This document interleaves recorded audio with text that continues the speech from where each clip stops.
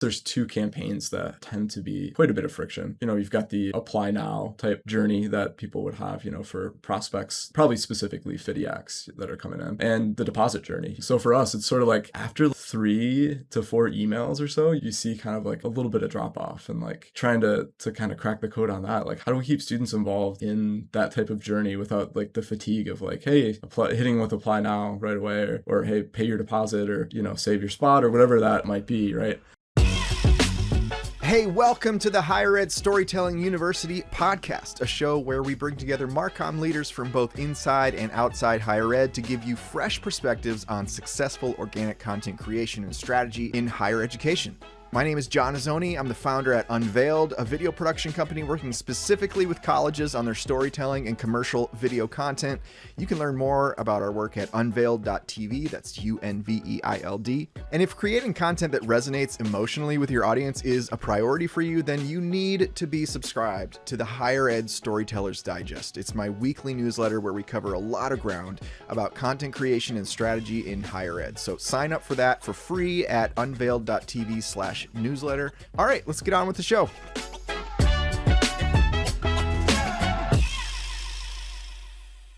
All right, my guest today is Cory Glover. Cory is responsible for supporting the strategic development and execution of email marketing initiatives for University of Michigan Dearborn.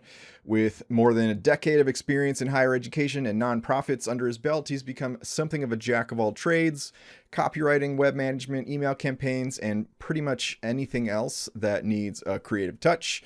Cory's got some serious Michigan loyalty going on. He earned his bachelor's from U of M Flint and his master's in communication from Central Michigan University. When he's not busy attempting to craft the perfect subject line, you might catch him strumming his guitar, working on his next song, or attempting to become a consistent runner, which is still a work in progress, as a spoiler alert.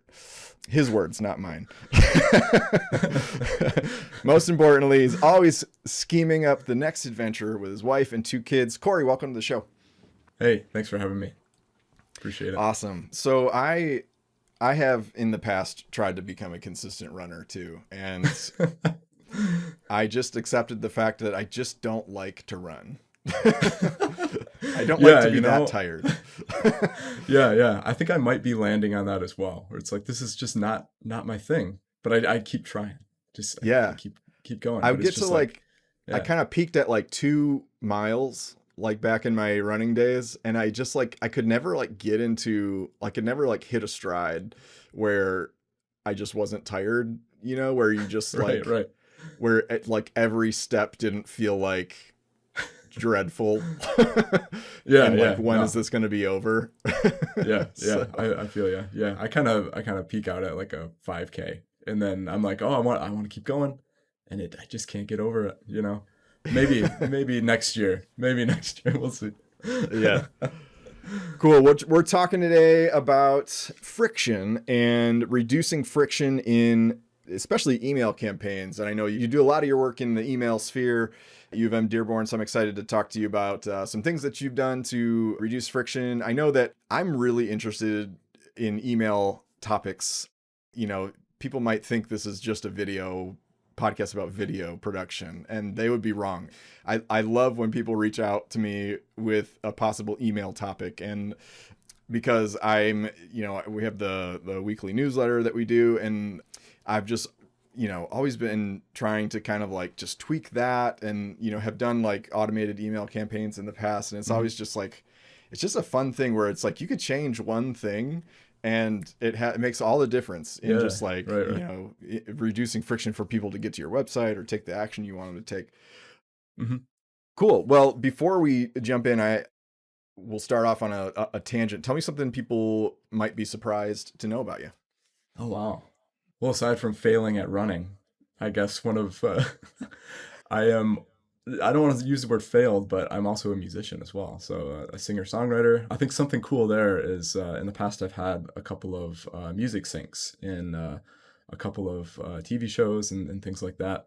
It's kind of funny working in marketing. You meet a lot of people who were I used to tour or do such and such, and they had a little taste of something, and then they had to pull it together. So yeah, like, it's one of those things where it'll show up in like a reality show and people are doing stuff and there's just like some strumming in the background of a song I wrote a long time ago. But still pretty cool. It pays for diapers now at this point. Like it doesn't, So you get like random like yeah. ASCAP checks or whatever. Yeah, little things like that. Yeah, so that's kind of a cool, a little tidbit about my past creative life that is now kind of slightly on the back burner, but still a cool hobby for sure. That's awesome. How did you like? What shows were you in? Yeah, I mean, I think one recent one. There's this veterinarian show called like the Yukon. Oh, shoot, I would need to Google it. And UConn something. it's like a Yukon vet show or something. I don't know. Somebody was like, caring for like a sick horse, and you could hear like some like, I play kind of like sad folk music ish, so it's just like kind of like sad guitar in the background while they're like caring for a sick horse. I don't know, stuff that you would never, imagine your song showing up over, but it's cool. It's cool nonetheless. Yeah. That's cool. I used to So write music a lot as well, and thought that I was going to go that route with my life after college. I didn't end up doing that, but I was very much like riding the wave, like the emo wave of like the solo, right. like singer-songwriter writing about breakups and things. And I went golfing with my dad recently. He's like, "You still writing music?" I'm like, "No, I've been married for 15 years now. I haven't broken up with a girl in a long time." Right, yeah. Things change, right? Yeah. Yeah. Oh man. It's hard to write. You can't write about happy things. That's like, who wants to hear about that? Yeah, that's true. Yeah. Well, cool. That's awesome. So, all right, we're talking about reducing friction, and well, actually, let me back up. Tell us a little bit about your role at U of M Dearborn, and like what kind of stuff do you have your hands involved in? Yeah. So my technical title is Marketing Cloud Manager. And so basically, I'm in charge of our email campaigns for all prospective undergrad students, kind of oversee our larger strategy on the email side. We are a centralized email unit. I know in a lot of universities, right, things are a little separate, a little, every unit or college kind of has their own marketing person, but we are centralized and ship out emails for current students out of our area as well. So I kind of oversee that. And that's kind of the main, I guess, the quick and easy version of it. We use Marketing Cloud, so that's the piece of the title that's in there. I know there's a ton of other systems and things like that people use, but that's what we use at U of M Dearborn.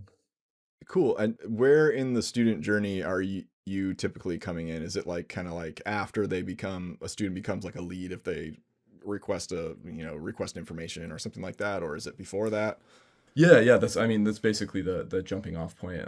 Either larger list buys that we get from enrollment management or inquiry form fill outs and things like that, all the way through pushing them through orientation into enrollment, and then it's passed off to our current student person.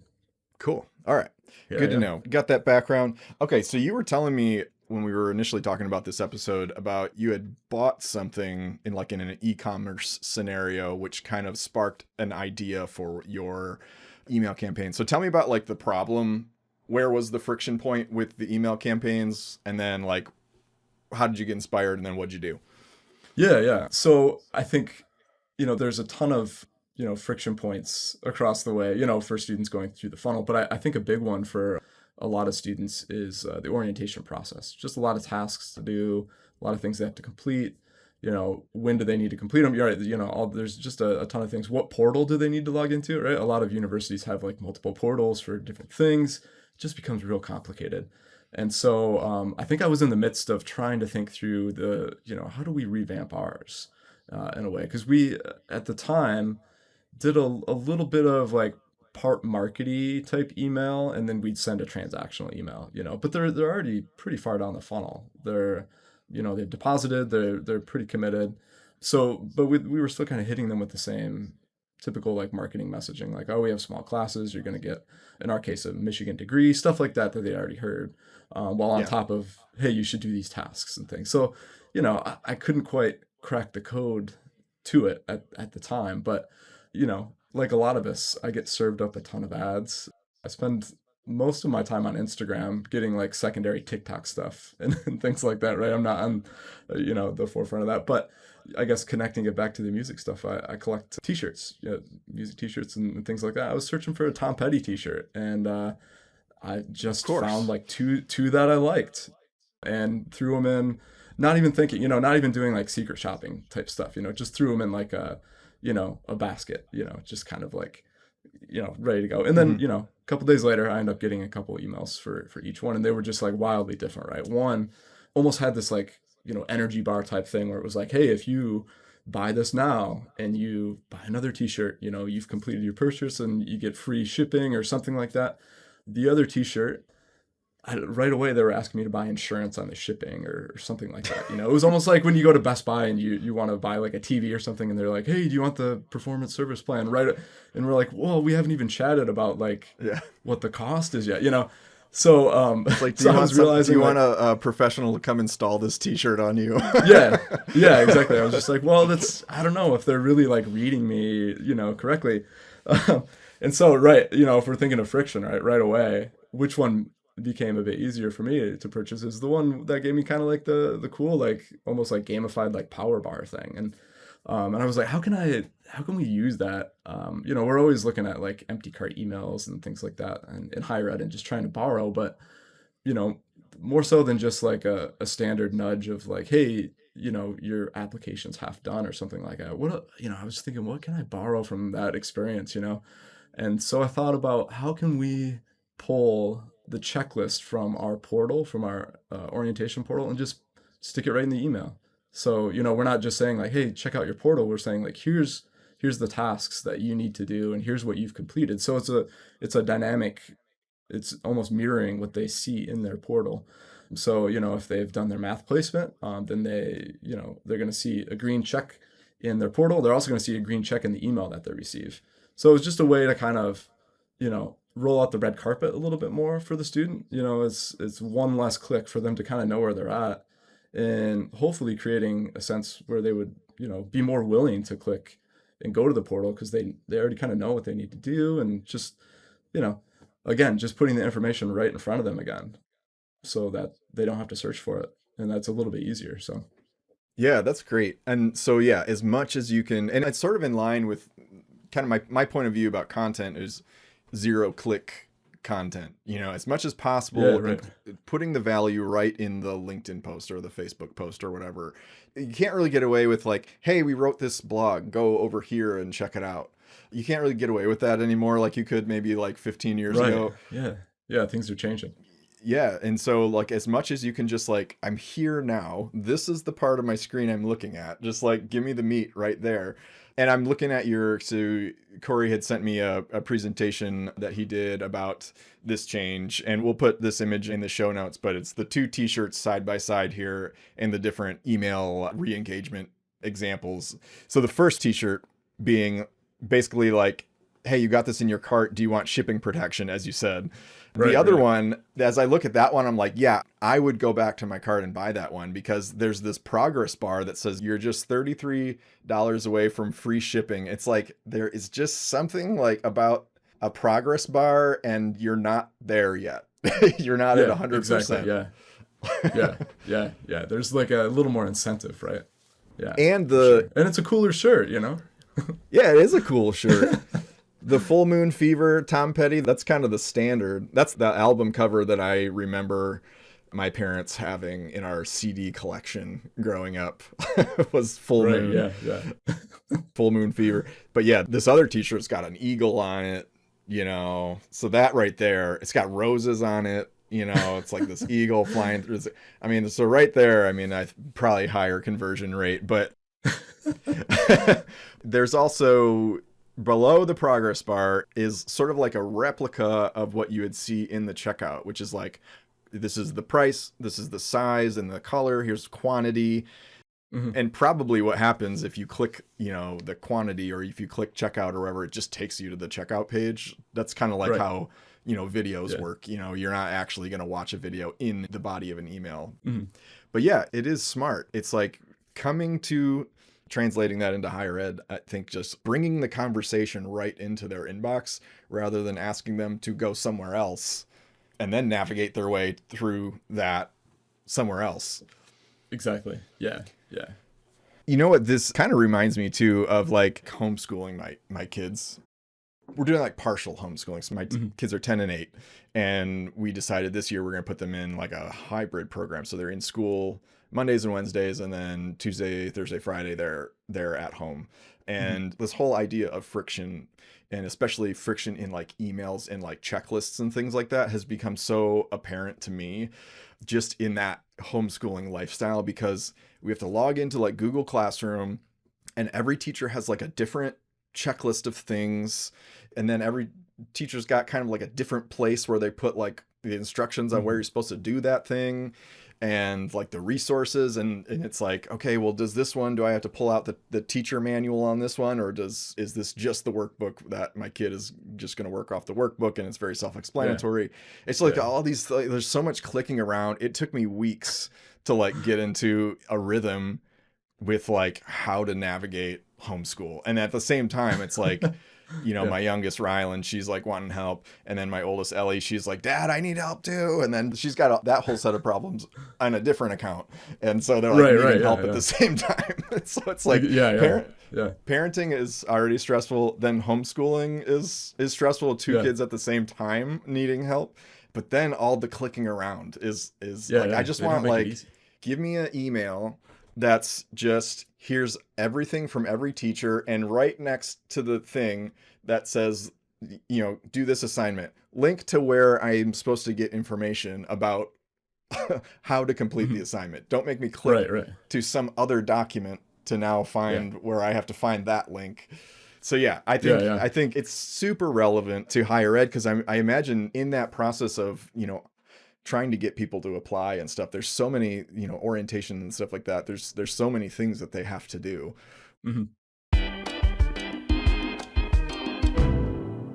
Have you ever had to manage the creation of a video before with an outside vendor?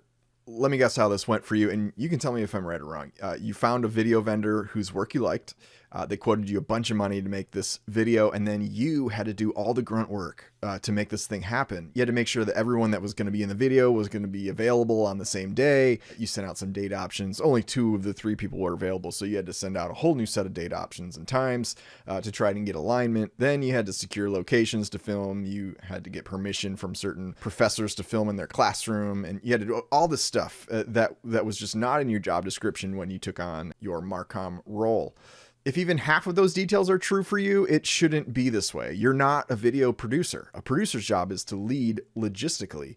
Unfortunately, a lot of videographers are just going to show up with cameras and expect you to do the rest. And at Unveiled, we hate that for you. So if the idea of working with an outside vendor on a big logistical undertaking like a commercial or a year's worth of ongoing storytelling content sounds like a pain in the butt, reach out to me and let's make it not that way. Head over to unveiled.tv and book a call with me. Unveiled is spelled Unveiled. Okay, back to the show.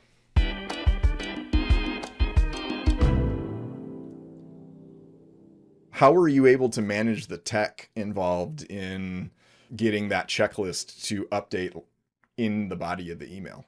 Yeah. It took a few iterations. I will say that when we first launched it, it wasn't properly dynamic. It wasn't sort of matching what was in the portal. It would for a moment, but it was pulling some like static data, but we had to eventually pull in some AMP script. Yeah, my coworker Caitlin was able to kind of, you know, figure that problem out. But luckily, I think even just the idea of the checklist kind of being there was enough to get people to engage and act on it. But we've since solved the problem. But yeah, it's one of those things where it's just like, even if it's not working 100%, like just swinging for it, you know, like we gave it a shot and then we refined it and got it working. And we use similar kind of structure in a few of our other email campaigns now for That's cool. Things like commencement and stuff like that, just to make it easier for the student to know what's going on and what's next, or, you know, what they have to do. That's one code that I think is hard to crack about email nurture campaigns, is like true personalization.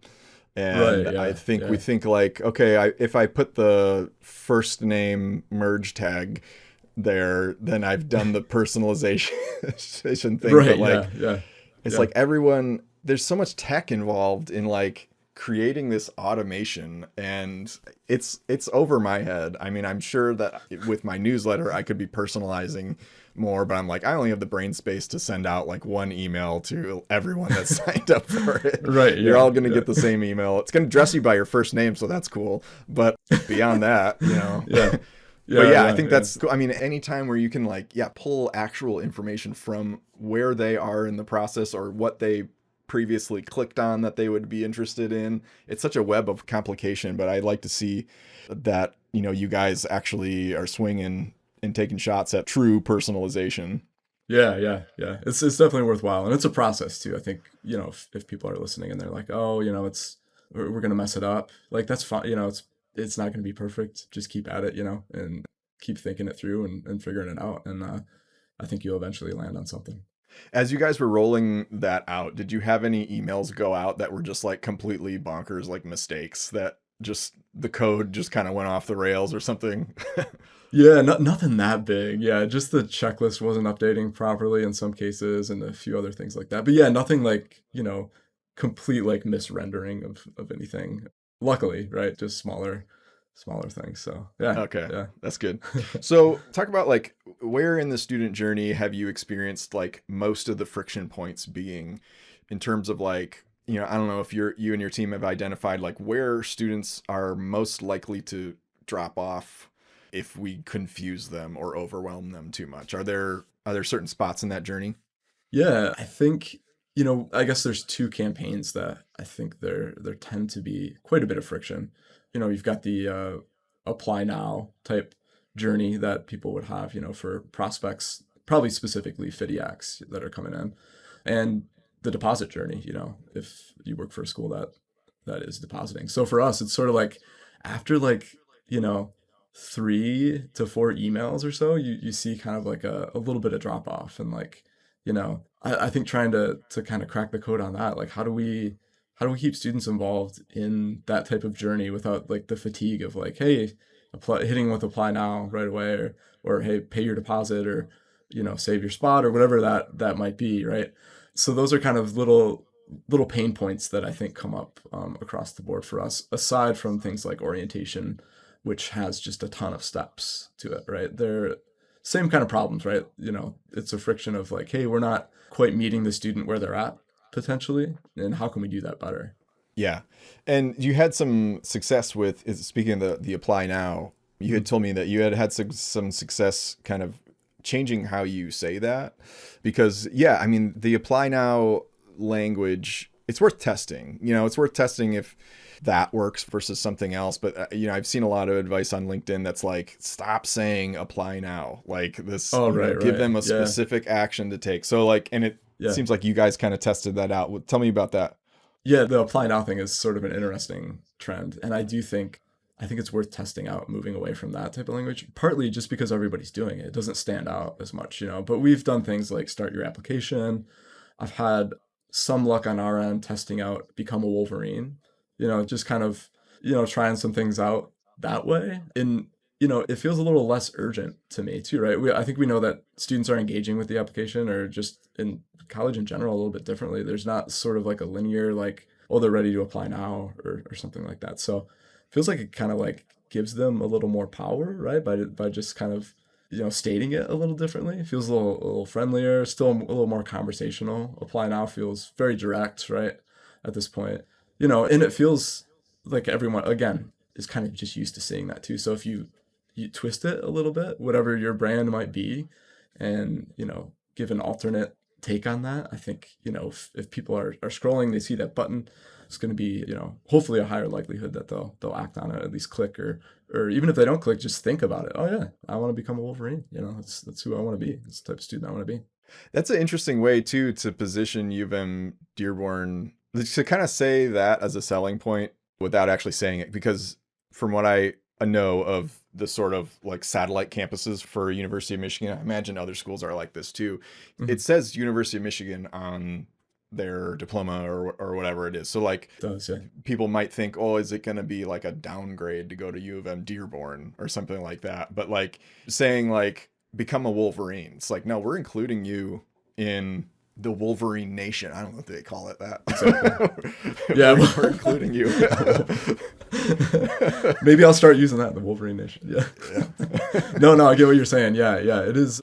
It's sort of like a big tent, right, for us and being a regional campus. I know there's a lot of other similar regional campuses too that are kind of building off of a larger brand too. But yeah, it's a Michigan degree. You become a Wolverine. Everyone belongs here too. It's that kind of like tone, that kind of feeling that I think pulls people in for sure. Yeah, so you sent me this presentation for changing the deposit CTA. Was you tested reserve your spot today and pay your enrollment deposit. And tell me about like the results of that test.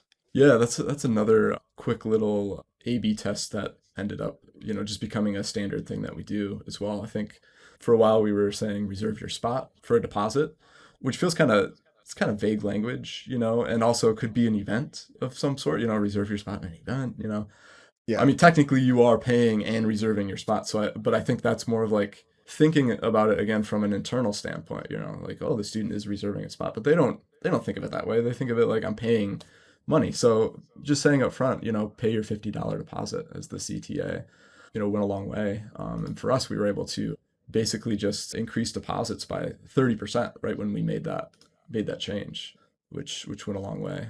Same thing with those application changes, just alone, like kind of switching the tone of the CTAs and things like that. The applications went up about 17% that year, and have held Awesome. pretty steady. We've just obviously, we've kept doing the same style across the board. So That's cool. I imagine like, in line with the checklist too, a button that matches the next thing they're supposed to do. So if it's like, even if it's like pay your deposit is one thing, but like pay your blank dollar, like however much it is, deposit, then it's just, I yeah, don't know, it just becomes more concrete in my brain. I'm like putting myself in the position of a student that's looking at colleges and I'm like, okay, I know that the deposit costs this much. Like it just reminding me to, now it becomes more actionable than just pay this generic deposit that I don't, right, yeah, know what it is. exactly. Yeah, there's something to like hang your hat on there for sure. Yeah. Yeah. So does U of M Dearborn do anything different to personalize communications to parents who might be more likely to open an email and take action? This is something that I've been just kind of curious about in general, is like, how do we think about the student, but then like, if the student's the one that applied and they put their email address down, but like, how do we think about like the parents who might be more likely to open those those emails? The students might just be like ignoring. They might have 50,000 emails, unread emails in their inbox. Yeah, exactly. Yeah. We don't specifically have at U of M Dearborn like a parent track per se where we have their emails and they're kind of on their own journey. But I will say when we think through prospects and inquiry communication, really, anything, they are almost like the flip side of the coin audience that we're thinking of. So recently, in the past couple of years, we've rearranged or kind of like remixed the flow of our emails, and we've front loaded. We realize like the first 4 emails are kind of like the big ones, right? Like people are most likely to read. So we've front loaded information about affordability, front loaded information about, how to match a major to interests. We've revamped our website and we've got like a ton of info about like searching through programs and outcomes in those programs and things like that. So we know, those are like parent concerns, not just student concerns, but parent concerns. And so, students are, hopefully sharing those emails with their parents or, chatting through it, or, if a parent has access to their students' email, they're looking at them. I think it's in, a larger like plan to roll out some more specific parent communication, but it's always in the back of our minds as we're kind of like thinking through what kind of content is the most important, and sort of front loading that and, making that readily available for both students and parents to look through. Yeah, for sure. In making these kind of big changes, or big or small changes to the nurture campaigns, like have you run into any issues where like, because you have to start simplifying things and leadership might not understand that we can't say everything that we want to say in this one email. Like, have you had to bump up against like, resistance from leadership? How have you navigated that? Or has everyone been pretty just kind of let you do your thing? Yeah, I think a little bit of both, right? I think, you know, showing your hand a little bit and doing like small pilot type things goes a long way. You know, the fact that we just were able to shift like the CTA of our, buttons and see an increase in things like that. I think that kind of, that almost gave like a blank check for a bit, where it was like, hey, like that was great. Things are going great. Same thing with the orientation portal stuff. We changed that up, and immediately that year we were moving in. I think we had the highest rate of FIDIAC students come in our door. And this year, kind of refining that stuff, we've been able to, I think our enrollment went up for FIDIACs again, like 2%, So we're holding steady. We're doing okay in a pretty difficult atmosphere. But I think the next kind of almost like, kink here is really that no click type of content, So trying to, make a push for, hey, not every email needs to say like apply now or become a Wolverine. Like what kind of content? How helpful can we be to students as they're thinking through the process? How can we become like somebody that tells really good stories about like, students overcoming things, going to our university and things like that? And how can we do that through email? So that's more of a difficult sell at this point, right? Like switching a button kind of becomes easy, but like switching up a whole tone, a whole like kind of feeling of a campaign, I think is kind of where we're at. And I think that really goes back to what I did initially too, is just thinking through like how can you pilot it on like little pieces of content or a specific population, and then show your hand and see how it went.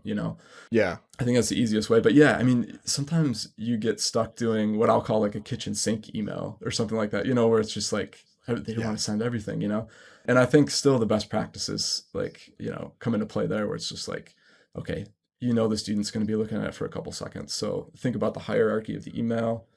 What's the most important thing they need to do? What kind of newslettery kind of format can you use so that they can scan it, and, nice big headers and things like that. So yeah, if you do get stuck in that situation, I think it's just leaning on like what works best for your brand, and also just email best practices in general. Yeah, and one of the things too that I wanted to touch on that you guys changed up was just adding icons. Even one of your slides in your presentation, which again will include these specific slides that we talk about in the show notes, but you got an email on the left that says congratulations, it's your senior year, and then like a bunch of stuff.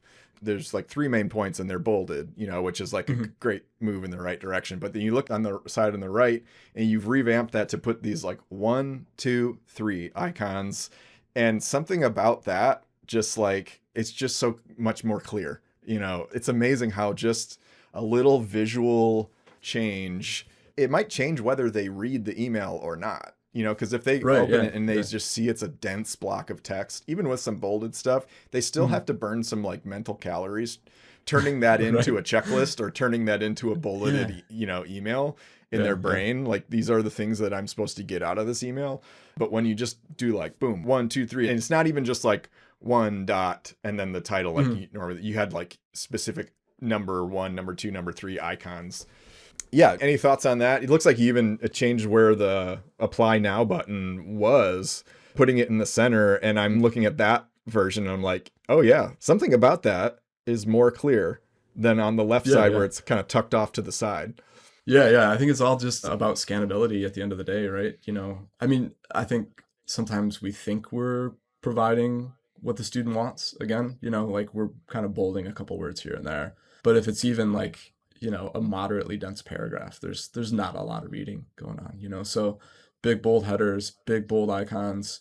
I think white space is really undervalued too. The more white space you put around something, your eyes just immediately drawn to it. So those numbers that you're seeing there and like kind of like the sections are just, there's a lot of padding, so it just becomes easier to like, key in on those little nuggets of information. I like the mental calories thing, right? Yeah, I think that's that's part of what you're battling against, right? Like even yourself, when we open our own email, it's sort of like you check out if it's too hard to process at this point, because we're kind of used to getting things pretty quick at this point too, for better or for worse, right? And kind of just again laying it out there, making it nice and easy. And like I said, I think the white space really sells. If you're doing like little pieces of content or even like a newsletter type format thing, making it nice and easy to scan. Yeah, absolutely. Yeah, there's a book I like called Building a Story Brand by Donald Miller. It's probably, I don't know, 10 or 15 years old by now, but he kind of introduced me to that concept of like burning calories and friction, because their whole thing is like, make your brand story like a linear kind of thing that people can follow along with, Hmm. and make it Hmm. really clear. Don't make people hunt around for what you do. Like, your header on your website shouldn't say like artisan solutions. It should say like, we help you do this, and here's how we do that, because like, Right. make Yeah. it, Yeah. I got. Yeah. Yeah. don't make people have to dig around your website to figure out what artisan solutions means because you think it sounds cute. Right. Yeah. And he just talks about that. He's like, when people are encountering your brand, you want them to burn as few calories as possible, getting the information that they need. And I think that's super important too for, dealing with like students that haven't committed much yet. Especially Right. if they've just given like that first signal of like, they sent a, request for information, or maybe they signed up for a webinar or something like that. Especially at that point, they know they're going to get bombarded with like emails and, print ads and stuff like that. Like, Right. what Exactly. I want to know at that point is like, just tell me at a glance, what is it I'm supposed to take away from this email? And then I can decide, is this worth digging deeper into or Exactly. not? Yeah. So yeah, you guys Yeah. did a Yeah. great job with that. Yeah. Thanks, man. Appreciate it. So in terms of like, how do you balance being like helpful versus creating that sort of apply now, fatigue? Where has your team kind of thought about like, what pieces of value have you thought about incorporating, or that you have incorporated, that you wanted to test, as opposed to like, sign up for this right now or whatever?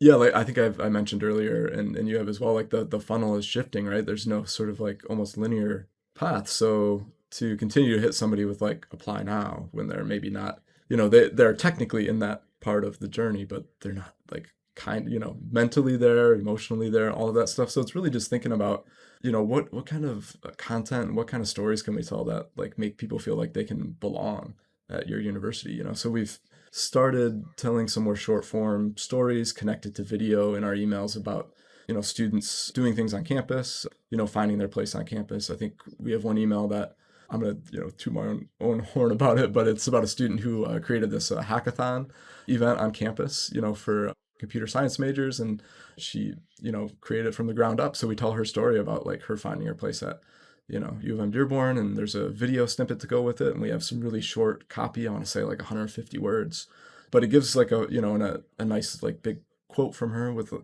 lot of white space around it, so you can see the quote. And then if people want to read more, they can easily go and access more, a story that our communications team has written about her and stuff like that. But I think that alone is just showing like, hey, this person has found their place here, and they've made an impact like at the university in something that they're really passionate about. So adding those types of stories in are something that we've sort of piloted in little ways, and in the next year we're looking at revamping like our sophomore and junior prospect campaigns to do a lot more of that type of thing, seeing where we can fit that in. So it's not about like completely avoiding like the apply now. They're going to go to a page on the website if they end up clicking on the email, and it's going to have the apply button there. We kind of know that. Yeah. And I just kind of make the assumption at this point, students know they got to go to the website to apply, and they can easily Google that and navigate it. So what kind of role is email going to play coming up here? Especially as we're seeing no-click stuff come up. We're seeing a lot of people find out about universities just through AI in general, just Googling and, just reading, just like computer generated content about your university, and if they're getting that, what can we pair with it in email that like provides like a true kind of like experience about who we are as a university? So I think that's kind of like my thinking right now. It's like and I haven't Yeah. fully landed on like, where we're at, but we're trying some stuff out. And so far stories like that are, have been really impactful. We're seeing like pretty high engagement on those ones. So. That's awesome. And I think it's a vote in the direction too, like you said, as people are Googling, people's behaviors around search are changing. So they're Googling more specific questions, and they're asking ChatGPT more specific things that are like baked into into a larger conversation with the chat, where it becomes so much more important, for your content to be labeled, to be found, labeled correctly. So it's one of the other things, like one of the ways that I mean, because I look at a lot of colleges' YouTube channels and just get a lay of the land. Mm-hmm. one of the strongest areas of friction that I see is just really vague titles to their videos. So like, Right. Yeah. meet Darren, I don't know, changing the name.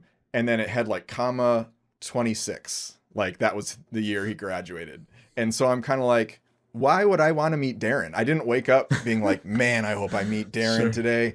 Where am I going to find Yeah, who's going to yeah, allow me to yeah. meet Darren? Oh, thank God this link is here. You know. Right. Yeah. So it's just like, and that was probably done very well intentioned but almost more of like a internal organization title of like, Yeah, oh, I think Darren's so. story, class of 2026, like, here we go.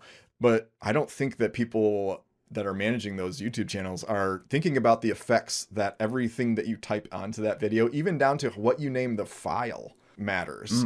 I would have several episodes ago with Matt Hames from 3 Enrollment Marketing, and he was talking about how when you name the file basically what you want the title to be or whatever you'd want the search engine to pick up, it like scans that stuff too. So Oh, if you no just way. have, Okay. Yeah, that's yeah. like better than Right. just saying like student story number 1 Right. Exactly. or something like that. Yeah. But Yeah. yeah, Okay. I find that Yeah. that's like a major point of friction because like if I, I'll just, stalk different colleges' websites as a almost like secret shopping, like as if I was a prospective student, would I be confused right now? And I'm like, yeah, I see these titles that are so vague. And then I see a lot of like YouTube channels that are completely unorganized, like completely uncategorized. And I think that's just a symptom of like, generally in a lot of colleges, there's just like one person that's probably managing all the platforms and Right, yeah. they might be like, okay, Instagram's kind of our main thing, YouTube we can't wrap our heads around yet, and I don't have time to wrap my head around it. Yeah. Yeah. But it's becoming more and more important as we think about how people are finding out about the college. And obviously you're going to go all through all this work to get a video made. You want it to be seen, but then it's like you go on a college's YouTube channel and it's just videos everywhere. And Yeah. like Right, there's right. no like some of the best colleges that I've seen have like, one was like your such and such college starter pack, and it was like all Oh, this right. like That's cool. Yeah. all this stuff laid out, like here's 10 videos that if you're just trying to wrap your head around what our school is about, watch these videos. And it's a Yeah. whole rabbit Oh, hole. wow. I'm like, Okay. that is I like brilliant. that. That's cool. And Yeah. we need more of that. I mean, all Yeah. that kind of stuff reduces friction, because you think that's such a friction potential point when someone has chosen, I'm going to go learn more about this school and go to their YouTube page. And then what you're basically saying when you don't make that easy for them is like, good luck. Good luck finding what you need. Yeah. Or you just get the general commercials sort of pinned up top or something that doesn't. Yeah. Yeah. Drone shots. Stuff like and that. Yeah. Yeah. Drone, yeah. Poetic stuff like that, so. voiceover and stuff. Right. Right. Yeah. So lastly, one of the things that you had mentioned to me, I think in the past, is that like, we think about like differentiation as like these like major brand messaging decisions. Like, so we're going to change the tagline, or we're going to make this bold claim about ourselves now. But I think I remember correctly, you had told me that like, even just making a frictionless experience can be a differentiator. Just the experience that you give people that are trying to navigate your institution.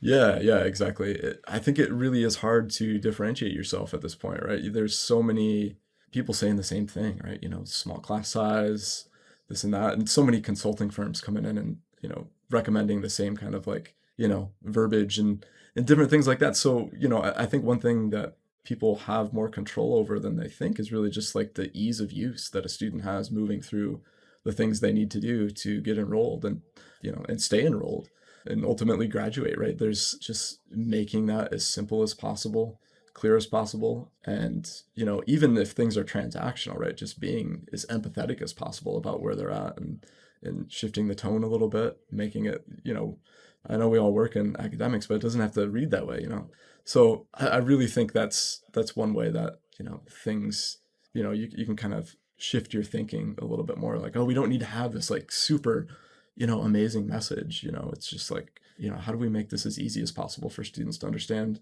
who we are and how they can, find a welcoming place here. And then also just doing those tasks here. So I really think it's just something to think about, something to, as you're thinking about like the selling points and the data and stuff like that. Like, I think that goes like hand in hand with it for sure. Yeah, absolutely. Well, cool, man. It's been great to chat with you. Where can people find you at if they want to reach out about questions or anything? Yeah, you can find me on LinkedIn. I'm checking stuff out there all the time. You can also find me on Instagram if you're interested in music or parenting musings and jokes and things like that as well. And if you're producing a reality show, you can reach out to Cory about the soundtrack, so Yeah, if you follow need you on some Instagram sad, now. all right, man. Yeah, you need some sad folk music, just, let me know. I can, if you need that in your emails or, your videos, let me know. You remember those like Angel Fire websites in like the 90s where you go and they would automatically play a song? Oh, right. Yeah. Yeah, it was like, we need that for emails. We just go, people get on there and just play this jazzed up song. Yeah. It's funny how it comes back around now, because on Instagram, right, people will post something in a song. Like if you don't have your volume under control, you're just like, oh no. Yeah. I'm just blasted by this stuff. Cool, man. Well, thanks a lot. It was great chatting with you. Yeah, man. Thank you. Appreciate it. Hey, thanks so much for listening. 3 things I want to invite you to before you go. Number 1, if you want to know what's working right now in higher ed video, like what videos are getting tons of views, likes, comments, all that, you can get ungated access to our report, aptly named What's Working in Higher Ed Video, a comprehensive guide for higher ed Marcom leaders and content creators. So check it out at unveiled.tv/higheredvideo, and you might want to bookmark it because it's designed to be a resource for you that you can keep referring back to for inspiration. Number 2, reminder to sign up for my free newsletter all about content creation and strategy at unveiled.tv/newsletter. And number 3, follow me on LinkedIn. If you're searching for me, my name is John Azzoni. It's spelled Johnazoni. I'm on there all day, every day, for better or for worse, posting regular content and engaging with folks like you. So I'd love to connect with you on there. And with that, we'll catch you on the next episode of the Higher Ed Storytelling University podcast. And as always, I am cheering you on. Okay, bye.